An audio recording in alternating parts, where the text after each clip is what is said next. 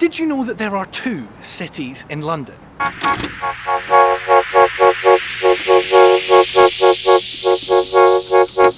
mean, you probably did. It's the kind of thing that we all know, but we don't really know anything about. And that's because the boundary between London and the City of London has been so blurred over the years. So today I'm going to explain the City of London and how it works using the sights and spots that you can see on your travels around our two fair cities.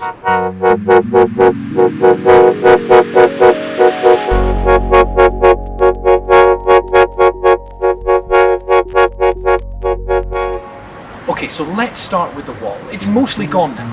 You can find fragments scattered throughout the city. This part here, for instance, takes us back over 2,000 years to the founding of the Roman Londinium. Now, because of its strategic position on the River Thames, over those 2,000 years, the City of London grew rich. But it never expanded beyond these walls. Whatever happened out there, the Roman Empire coming and going, the City of London remained. And that's why when William the Conqueror arrived to start British history in earnest, he arrived at the City of London and thought, nah, these guys seem pretty well defended, I'm just going to let them be. So our second location is the Tower of London.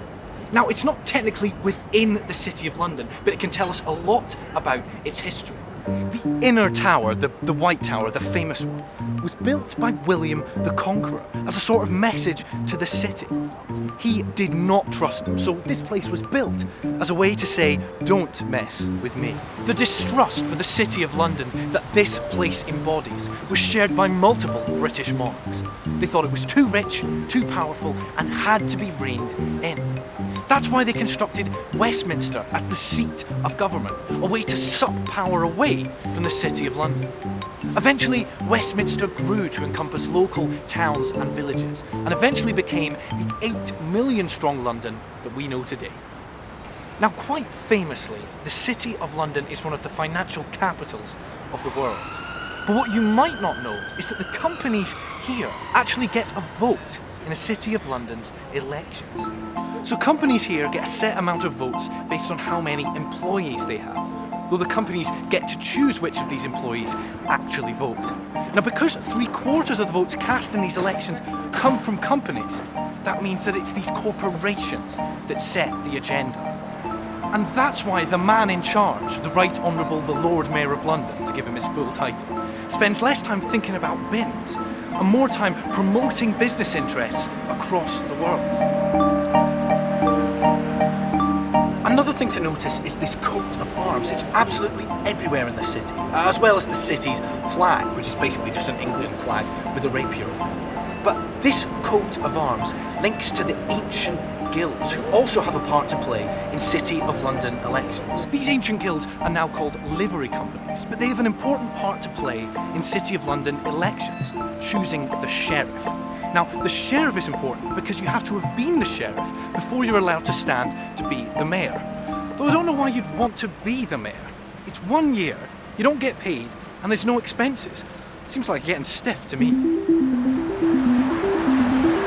Now, because the walls of the city no longer stand, the boundary is instead marked by these dragon statues. You can find them everywhere throughout the city, pointing out towards other areas, and these ones, for instance, point towards Westminster. You also know when you're in the City of London, when the tourist information signs go from this